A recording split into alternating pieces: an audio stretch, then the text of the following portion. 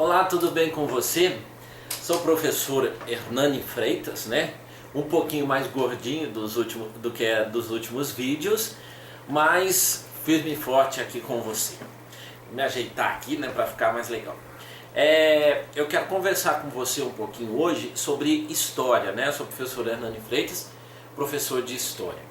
E prestes agora a esses momentos de vestibular, e aí resolvi gravar mais algumas aulas, né, algo assim bem rapidinho para poder ajudar algumas pessoas que vão prestar o vestibular a relembrar a matéria, porque não dá para estudar tudo ou aprender tudo somente num vídeo, né? É preciso bastante leitura, é preciso você ter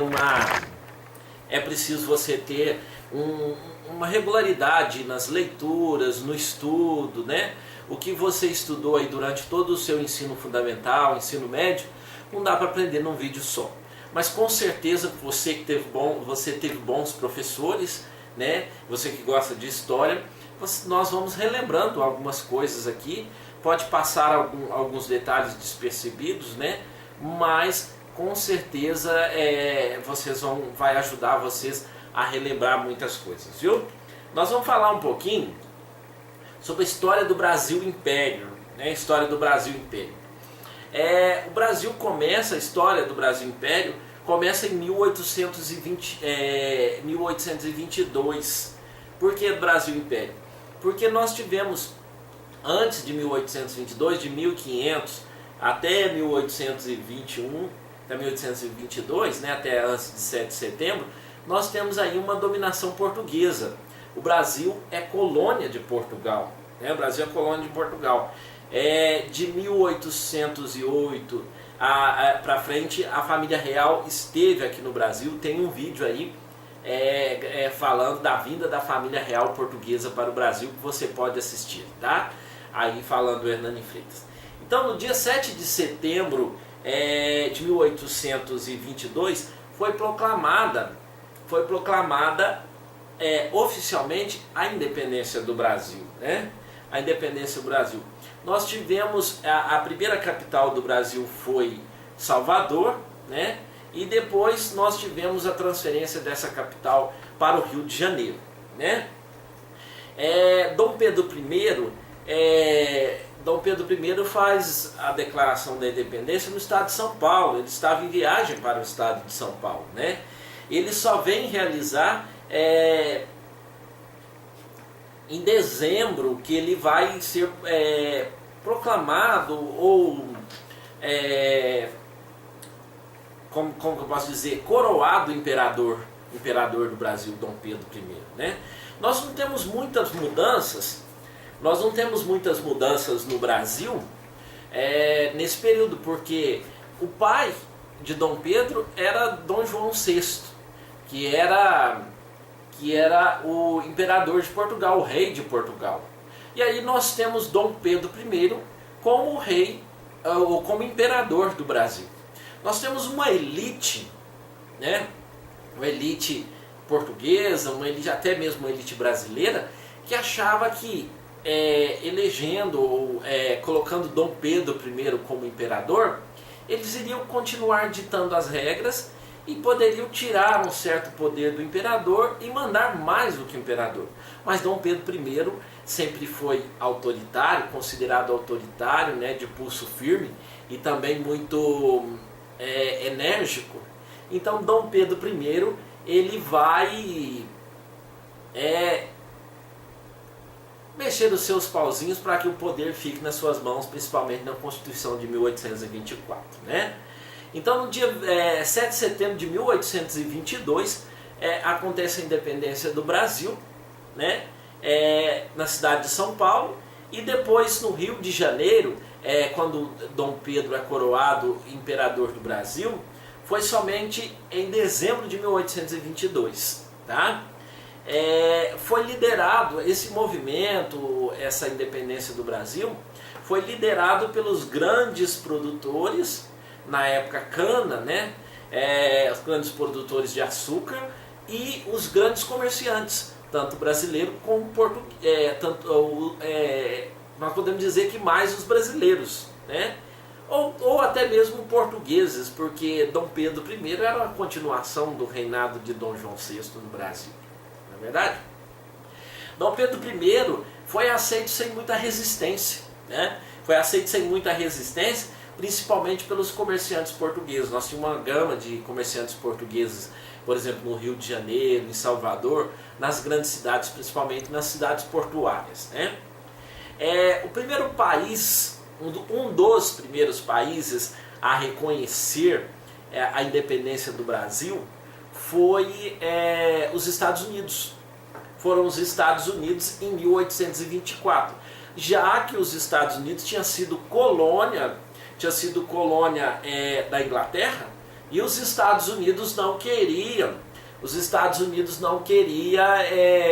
que outros países ficassem colonizados, principalmente a América, né? Principalmente nas Américas, né? América para os americanos, né? Era a campanha dos Estados Unidos. E o México em 1825 reconhece a independência do Brasil. Então o que acontece? Para os nossos circunvizinhos aqui, demorou um pouco mais para reconhecer essa independência. Por quê? Porque todos já eram república e o Brasil, né, ainda continuaria sendo uma monarquia, uma grande monarquia, porque é um dos maiores países da América do Sul, não é verdade?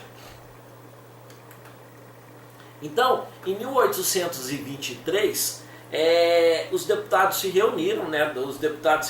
Para elaborar a nova Constituição brasileira, que nós éramos governados pela Constituição ditada pelo rei de Portugal. Então nós vamos fazer a nossa primeira Constituição brasileira já com o Brasil independente, né?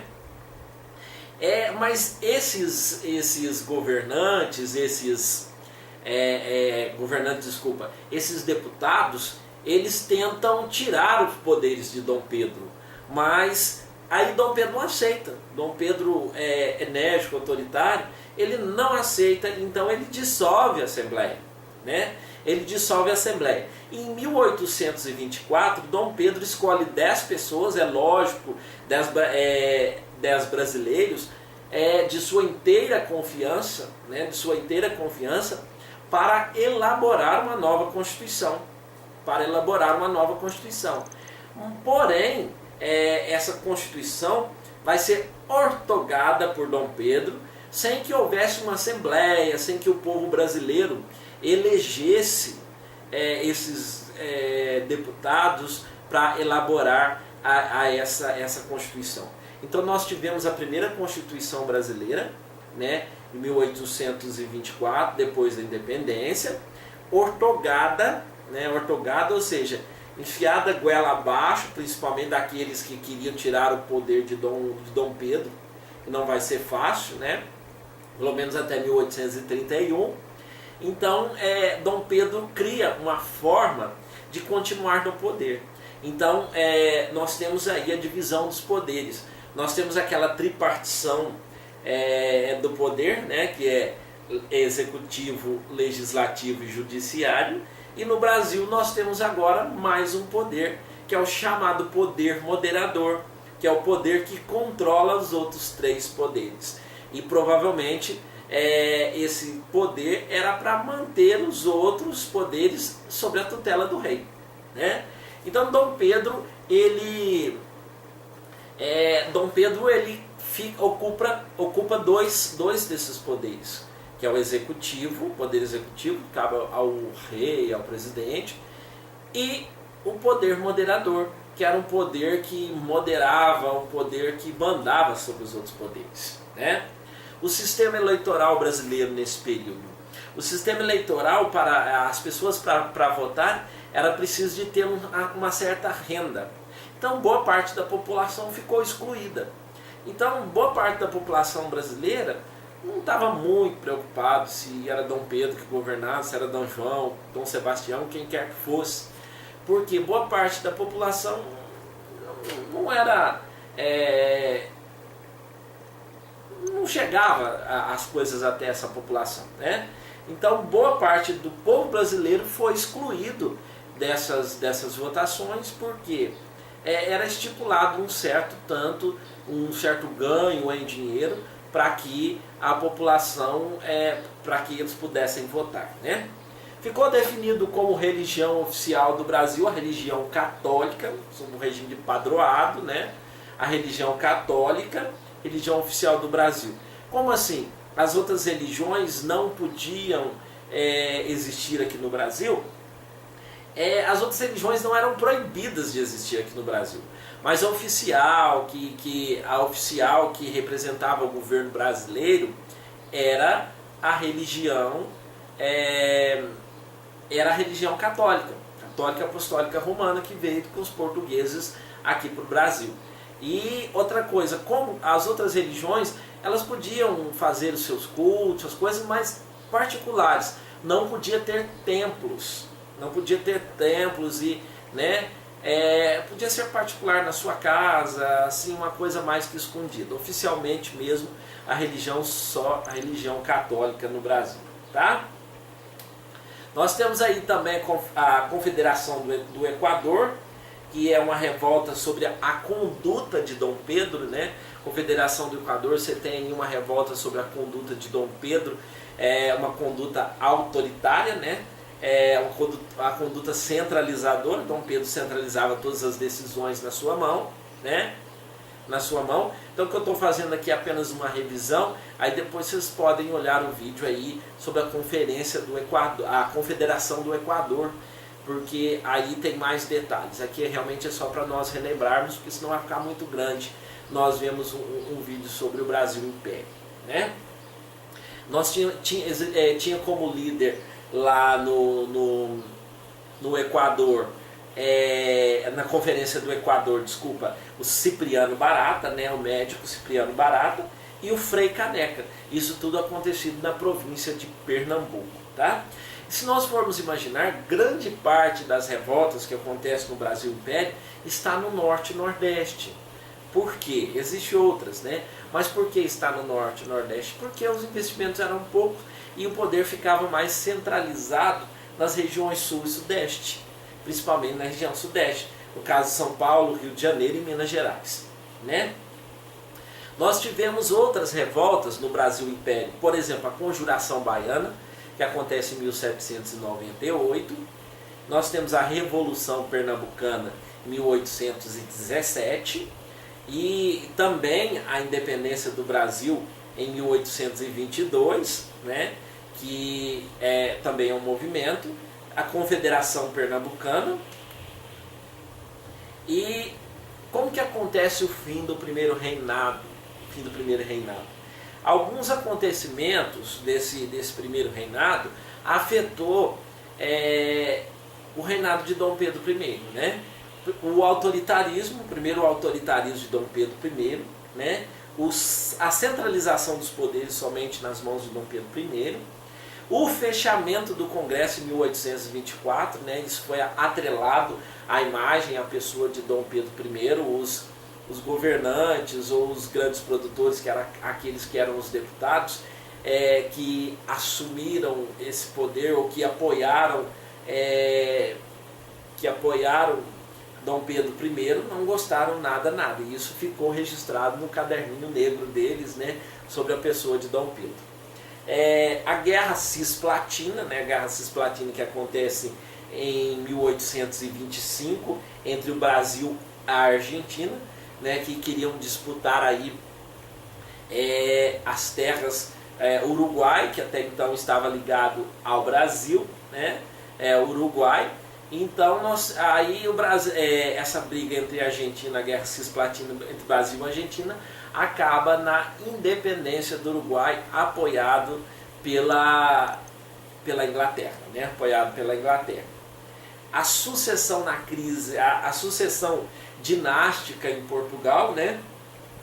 Como assim? Dom João VI vem a falecer e seu legítimo herdeiro, seu primogênito, é Dom Pedro I, né?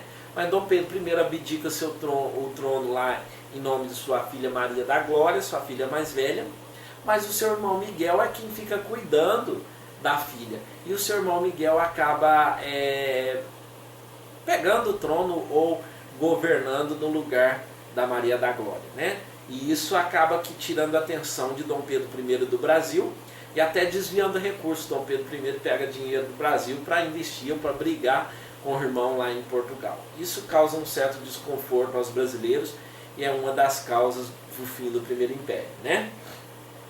E uma crise econômica que o Brasil vivia.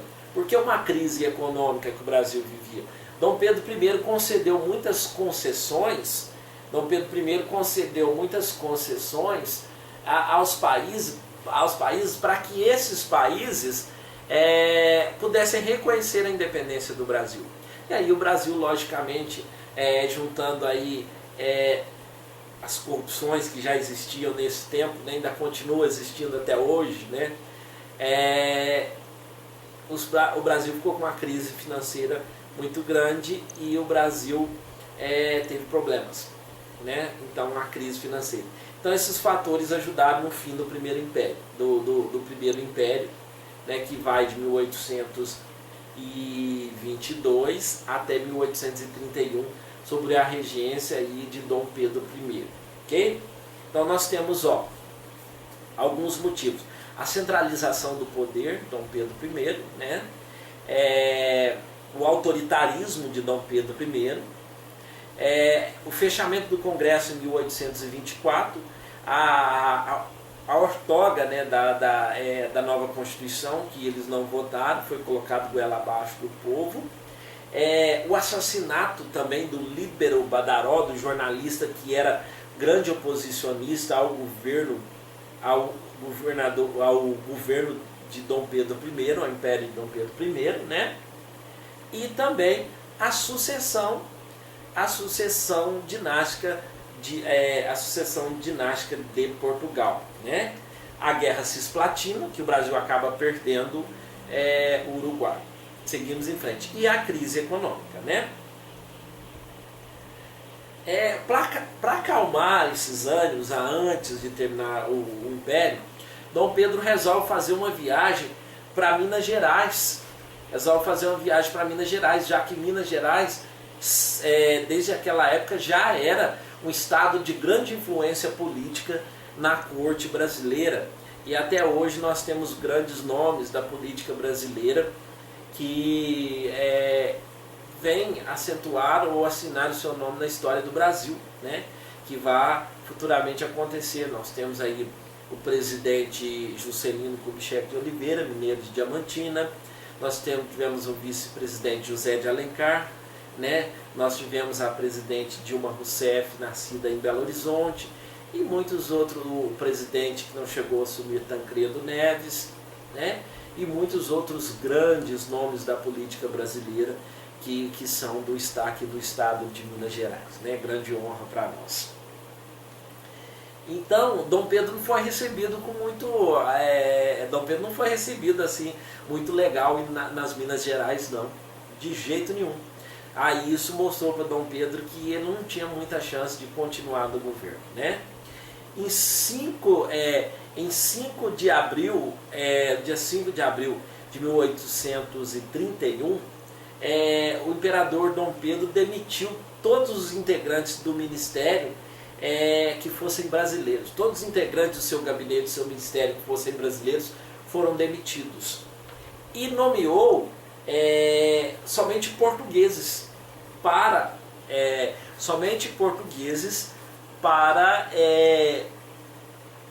o seu gabinete, seu ministério. E isso parece que foi o estopim, para acabar com o primeiro reinado de Dom Pedro I, né? Então, percebendo, nós tivemos a Noite das Garrafadas também, uma briga, né, uma festa que eles resolvem fazer assim que Dom Pedro chega das Minas Gerais, tentando acalmar os ânimos, mas não acalmou os ânimos porcaria nenhuma. Muita gente, e foi aquela brigaiada. Então o próprio nome já diz Noite das Garrafadas, né? Imagine só a situação que deve ter acontecido lá. E percebendo essa difícil situação, Dom Pedro viu que não tinha mais jeito, né?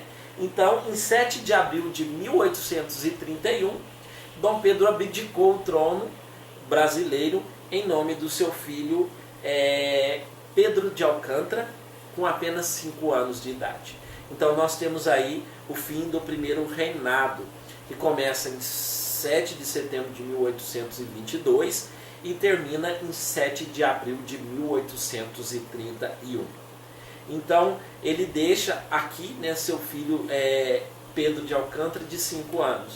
Então a Constituição brasileira dizia que Dom Pedro não podia governar. Como com a criança de 5 anos ia governar, né? Então nós temos esse período, nós temos o período de 1831 até 1840, o período chamado de período regencial. O que é o período regencial?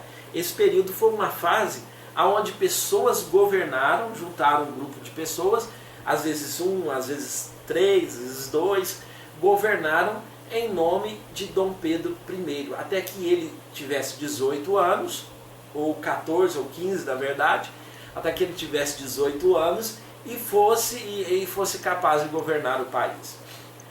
Então nós tivemos a regência trina provisória. A regência trina provisória ela vai de 7 de abril a 7 de junho de 1831, como é chamado provisória, ela só para fazer essa organização, essa passagem, né? Nós temos a regência trina permanente, que vai de 1831 a 1835.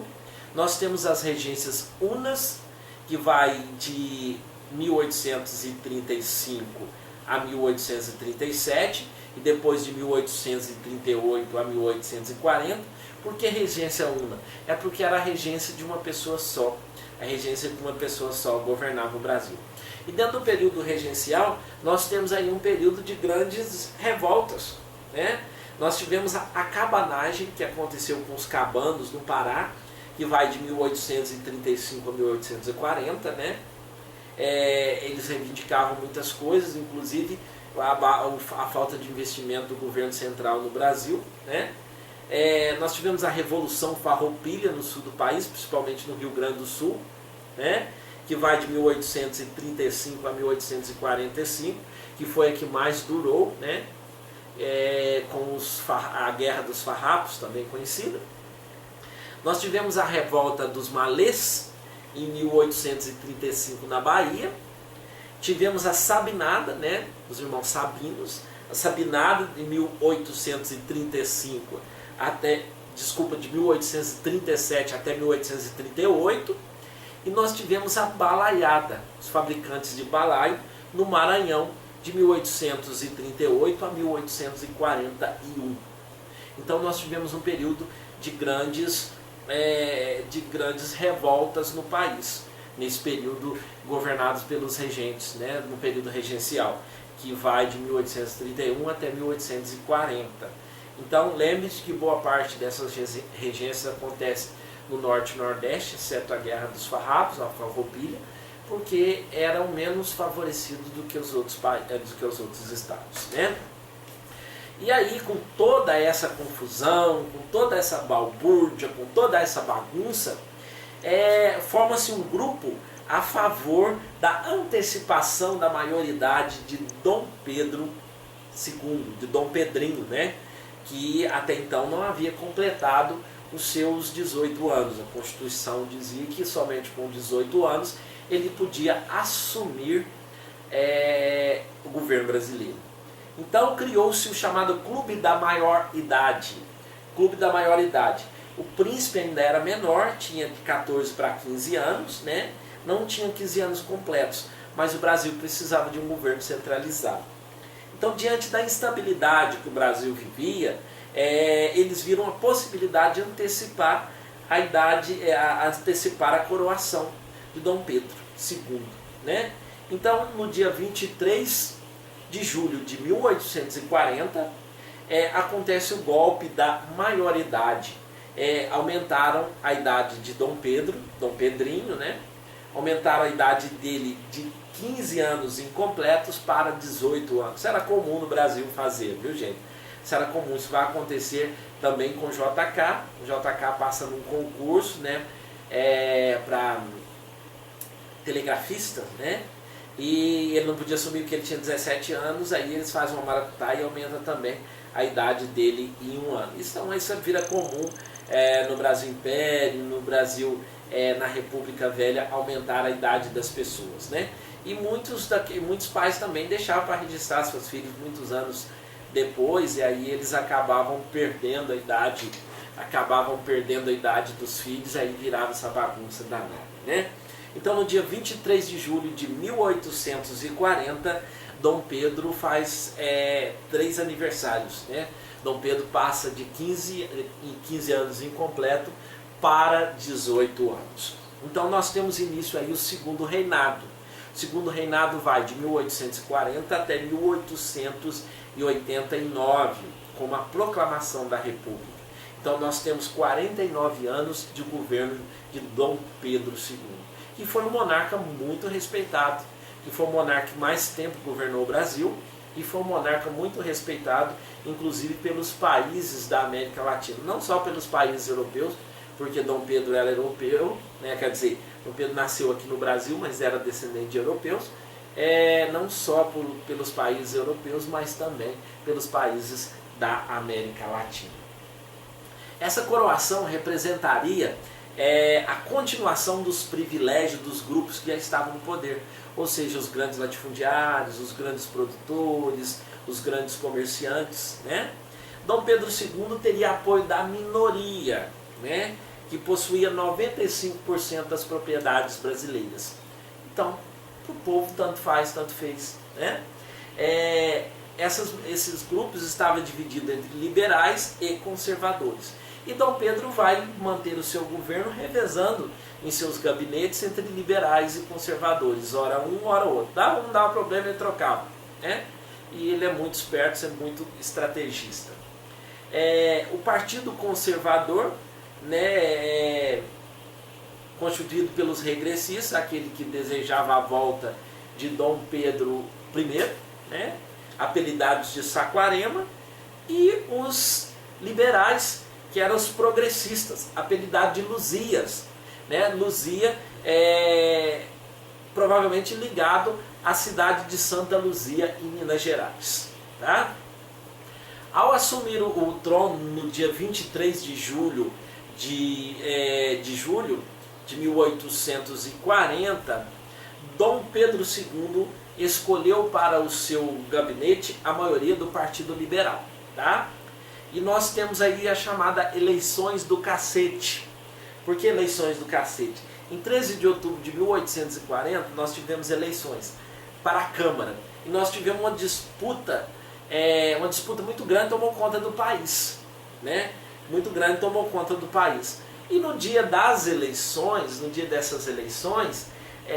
foram contratados pelos liberais jagunços, né, capangas, que eram conhecidos naquela época, que saiu distribuindo cacetadas nas zonas eleitorais, né, nas urnas onde existiam as votações.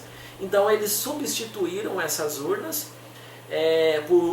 por urnas idênticas, o que resultou na grande vitória do Partido Liberal. Né? Em 1847 nós temos a criação do cargo de presidente do Conselho de Ministros, e nós tivemos o início do parlamentarismo no Brasil, o chamado parlamentarismo às avessas. Por que parlamentarismo às avessas? Porque Dom Pedro ainda, mesmo que fosse um rei, que dentro do parlamentarismo só representa o governo, não governa, quem governa é o primeiro-ministro, Dom Pedro vai ainda continuar com o poder moderador nas mãos, porque o poder moderador não tinha sido extinto. Então o que acontece? Então Dom Pedro tem todo o poder em cima dos outros poderes, né? E aí toda vez que ele vê que não dá certo, ele muda o gabinete, ele muda o primeiro-ministro, ele muda os ministros e pronto, né? O primeiro-ministro era encarregado de organizar e de chefiar o gabinete de governo, né? Como o poder moderador não havia sido extinto, mais uma vez, né, o imperador podia impor todas as suas vontades. Né? Nós temos aí a Revolução Praeira, em meados do século XIX, era uma das mais importantes atividades no Brasil. Né? Dissidentes atividades políticas, dissidentes do Partido Liberal formam o Partido Praia. seus líderes eram ricos proprietários rurais que não pertenciam à aristocracia rural. Existia também um certo preconceito, né? Um grupo ali determinado, não era apenas desculpa, não era apenas somente ser rico ou ter dinheiro. Era preciso também ter um certo status, ter uma certa descendência e ser escolhido para fazer parte da aristocracia brasileira. Então um grupo desses ruralistas que não fazia parte das decisões do Brasil resolveu então criar um partido chamado Praia. Insatisfeito com a exclusão do poder, em 1848 um novo gabinete conservador foi montado, tá? Não aceitando a indicação feita pelos conservadores para o governo de Pernambuco, iniciaram um movimento que ficou conhecido como Revolução ou Revolta Praieira. Tá? Quais eram os planos desses revolucionários? Eles queriam votos livres e universal, né? Liberdade de imprensa, eles queriam liberdade de imprensa, extinção do poder moderador e exercício do comércio somente para os brasileiros, porque tinham muitos portugueses que dominavam o comércio aqui no Brasil, inclusive ingleses, né? Eles queriam também a garantia dos direitos individuais dos cidadãos, o estabelecimento da federação, em vez de uma monarquia, né, uma federação, divisão por estados, igual nós temos hoje, e a luta armada entre as tropas praeiros e imperiais não chegou a durar um ano, porque, lógico, que o exército imperial era muito maior e tinha muito mais poder, né? Mas valeu. Os praeiros não resistiram à pressão imperial e termina aí esse movimento, Revolução Praeira. Na segunda metade do século XIX é marcada pela modernização. Nós temos aí com grande expressão o café, né? A exportação do café que vai muito além e começa a dar muito dinheiro para o Brasil. Então o café começa a se tornar um dos produtos mais importantes brasileiros, como tinha sido a cana-de-açúcar no primeiro reinado, né? Então o café é a nova riqueza do Brasil. Nós temos também o fim do contrabando de escravos, né, com a pressão na Inglaterra. Nós temos a vinda dos primeiros imigrantes para o Brasil. O café chega no Brasil em 1727, né, e vai se espalhando pelas regiões do Oeste Paulista, região ali de Ribeirão Preto, né, a região ali do Vale do Paraíba, Taubaté, pegando um pedaço do Rio de Janeiro, e só um pouco mais tarde aqui nas Minas Gerais, né? O Brasil vai ser o grande exportador de café mundial. Acredito que hoje o Brasil continua sendo o grande exportador de café ainda mundial, né? Em 1831, os ingleses, vamos falar um pouquinho sobre o fim do tráfico negreiro. Em 1831, os ingleses pediram o fim do tráfico negreiro, né? Em 1845, eles apertam um pouco o cerco aos brasileiros e aos os traficantes, porque qual que era o interesse, dos ingleses? O interesse dos ingleses não era bem porque eles eram bonzinhos, né? Eles eram bonzinhos, eles queriam ver todos livres e tal. Não, é por causa da Revolução Industrial. Nós temos, né, a Inglaterra surgindo, a Revolução Industrial que surge lá por meados de 1720, seu auge em 1850, 1800 e pouco. Então eles tinham que, quanto mais mercados consumidores eles tivessem, mais produtos eles venderiam. Então escravos não compravam produto, porque escravo não tinha salário, né? Então eles pedem ao Brasil que termine com o fim do tráfico negreiro. Então nós temos aí a lei Bill Arden, né, que autorizava que todos os navios que fossem pegos traficando, trazendo africanos para o Brasil, para outros países, fossem interceptados, né, podiam ser afundados, podiam ser presos. Em 1853 em 1850 nós temos a lei Eusébio de Queiroz, né, que proibia entradas de negros traficados no Brasil. Depois, lógico, da lei Bill Arden, que acontece lá na Inglaterra. Então, depois nós temos umas chamadas leis para inglês ver, né? Em 1850 tem a lei Eusébio de Queiroz, que proibiu o tráfico negreiro, mas o tráfico interno continua aqui no Brasil. Em 1844, o ministro da Fazenda Manuel Alves Branco decretou a cobrança da nova tarifa alfandegária, a tarifa Alves Branco, né? Então era dessa forma, os impostos que eram 15% passou para 30%, né? E tinham produtos, se tivesse produtos semelhantes no Brasil, esses produtos passariam a custar, o imposto seria ainda maior, mais ou menos em torno de 60%, acabando com os privilégios ingleses, né? Que Dom João VI tinha concedido privilégios para os comerciantes ingleses em troca da sua escolta em 1807 até o Brasil, né? Então, nós temos a questão Christie. A questão Christie é o seguinte, é ligada ao rompimento das relações diplomáticas entre a Inglaterra e o Brasil no período de 1863 até 1865, tá? Com a perda de privilégios alfandegários em 1844, os ingleses endureceram suas relações com o governo brasileiro, tá? A escravidão foi atacada de frente e nós tivemos umas pendengas entre o embaixador William Christie, que esteve envolvido em 2 incidentes aqui no Brasil. Em 1861, o embaixador inglês William Christie,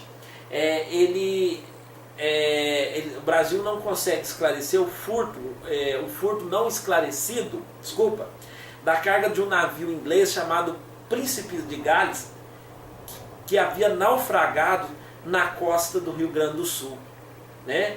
Ele foi naufragado e provavelmente saqueado os seus produtos. Então, o governo brasileiro não soube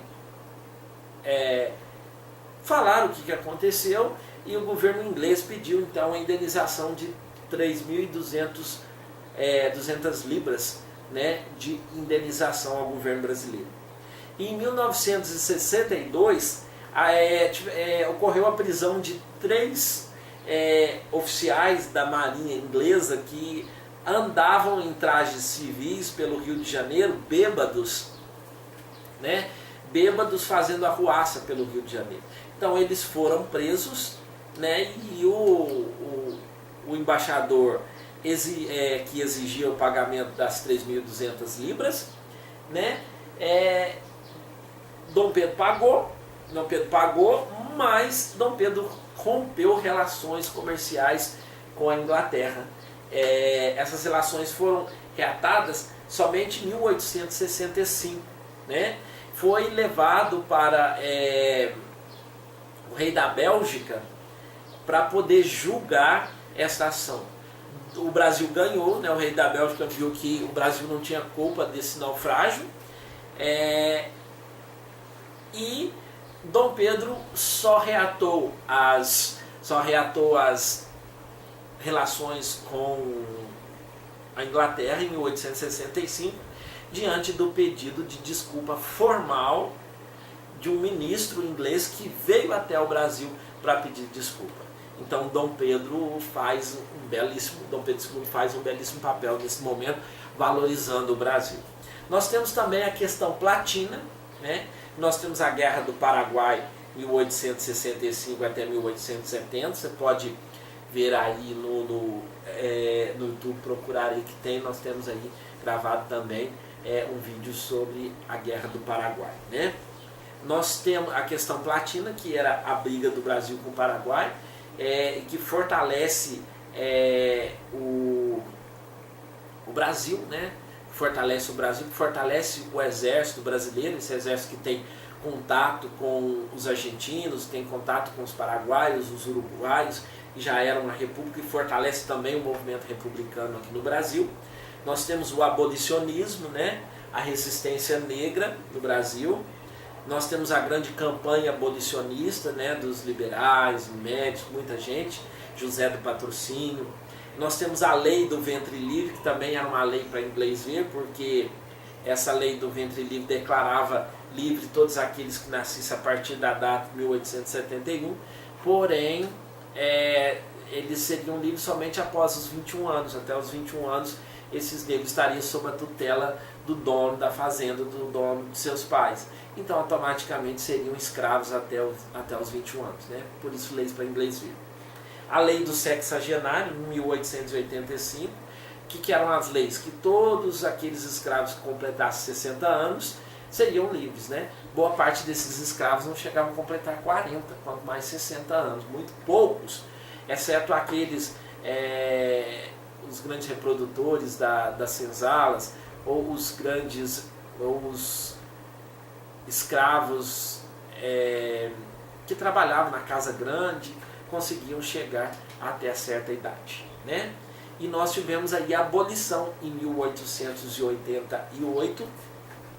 Essa abolição é assinada em 13 de maio de 1888 pela princesa Isabel, que deixa um vácuo muito grande no governo brasileiro, porque os grandes apoiadores da monarquia eram os grandes proprietários de escravos, que não foram indenizados, tá?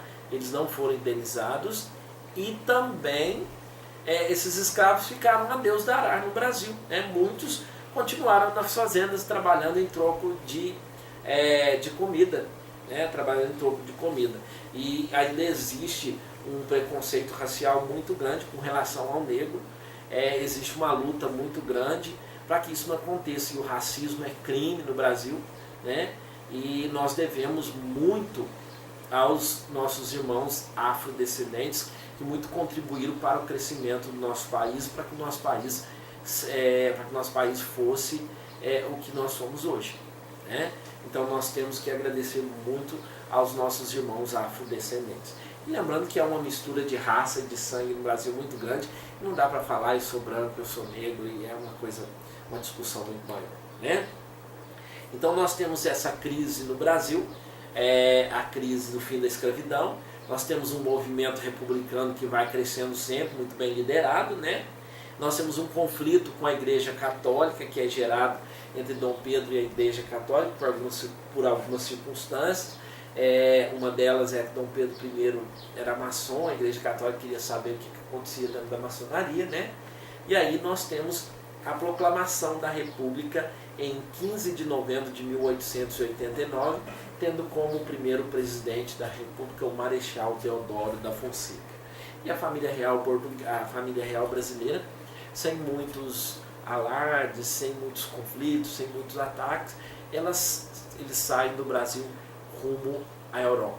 Então nós temos fim aí ao Brasil Império, que começa em 1822 com a proclamação da independência, em 7 de setembro, e aí começa o primeiro reinado, que vai de 1822 até 1831.